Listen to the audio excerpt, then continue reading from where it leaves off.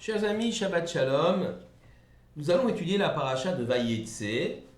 Vayetse Yaakov Be'er Sheva. Yaakov sortit de Be'er Sheva, Vayelech Harana, et il se rendit à Haran.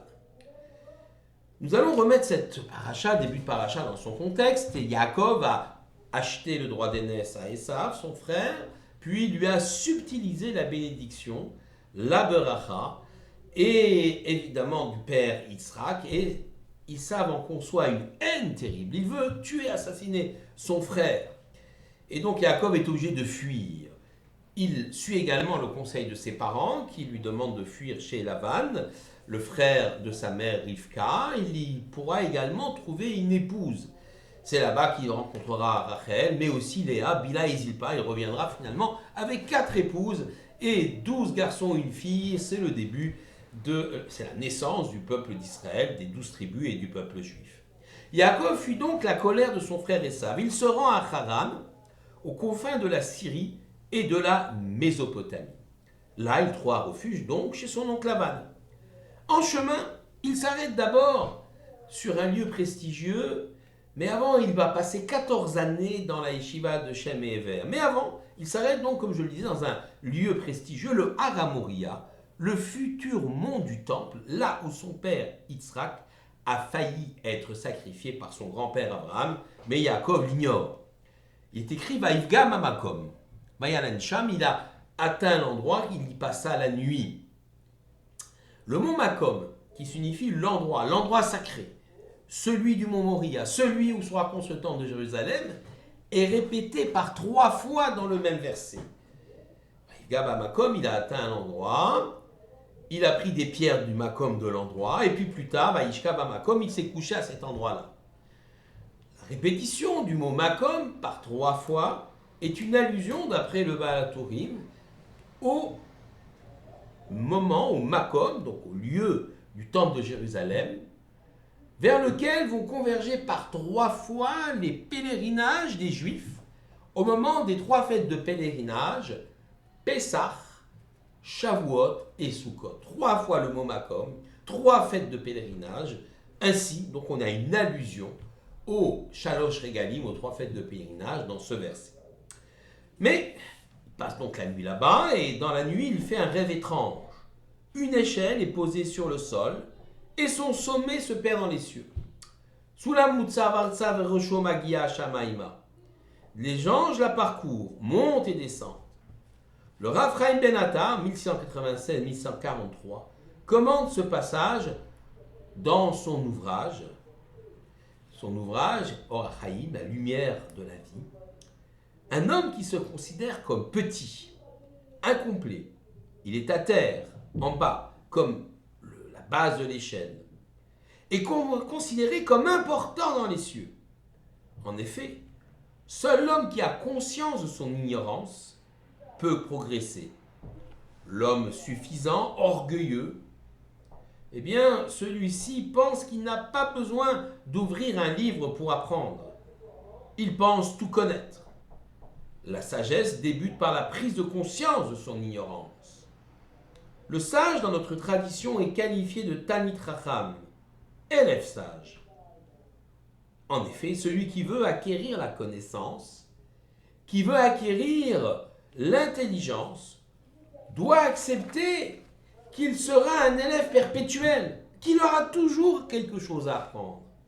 La Torah issue de l'Esprit divin, en effet, porte une infinité de sens, et la vie d'un homme est trop courte pour pouvoir cerner tous ses sens.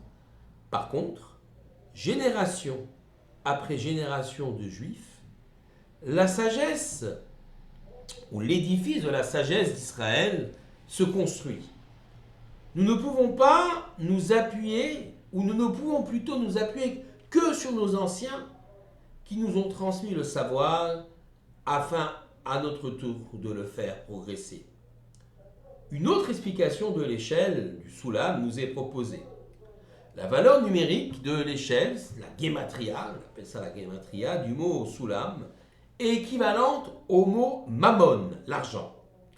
L'argent est l'élément le plus matériel qu'il soit. Il est comparable à cette échelle qui, elle, est posée à terre. le bas de l'échelle.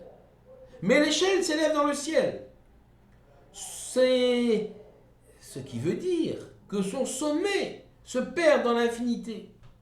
Ainsi, l'argent, les éléments matériels peuvent être sanctifiés lorsqu'ils sont utilisés pour une mitzvah, pour un projet. La Gemara, en Sota 12a, affirme: les tzadikim chérissent leur argent plus que leur propre corps. Voilà une affirmation digne des caricatures nauséabondes des antisémites envers les juifs. Ils aiment l'argent. Par contre, en réalité, le Talmud nous explique que le corps d'un homme lui est donné à la naissance. Chacun d'entre nous ne maîtrise pas cette donnée issue de la génétique. Par contre, la façon dont nous avons acquis nos biens, les biens matériels, la façon dont nous avons pu les acquérir, eh bien, la façon également, notre rapport avec ces biens matériels, témoigne de notre grandeur ou au contraire, malheureusement, de notre décadence. Le rapport de l'homme à l'argent et aux biens matériels est révélateur de sa grandeur d'âme. Ainsi, comme l'échelle, on peut s'élever, on peut grandir au quotidien dans un rapport au matériel et surtout dans un rapport à autrui en utilisant ce matériel de façon noble. Mais l'homme peut être aussi rivé de façon permanente à ce sol, à ce matériel qu'il chérit tant. C'est là un échec. Ceci va le plomber littéralement, il ne pourra pas s'élever spirituellement, tellement il est accroché aux biens matériels de ce monde. Le judaïsme ne prône pas la pauvreté et l'ascétisme, il n'interdit pas à l'homme de faire fortune. Il lui demande simplement d'être le maître de ses biens et non pas l'esclave en perpétuelle quête de nouvelles possessions. Ne pas être esclave du matériel. Les modalités d'acquisition sont également régies par la loi juive, la halakha, qui garantit une vie d'honnêteté et de droiture. Enfin, l'homme doit réaliser qu'il n'est que les gestionnaires des biens matériels qui appartiennent au Tout-Puissant. Par conséquent, s'il peut les utiliser pour son confort, il doit aussi les consacrer au progrès de sa personne, de sa communauté et de son peuple. Im en kemach en Torah. S'il n'y a pas de farine, il n'y a pas de Torah, disent les Pirkei Avot au chapitre 3, verset 21. Si on n'assure pas une base matérielle, la vie juive et l'étude semblent difficiles.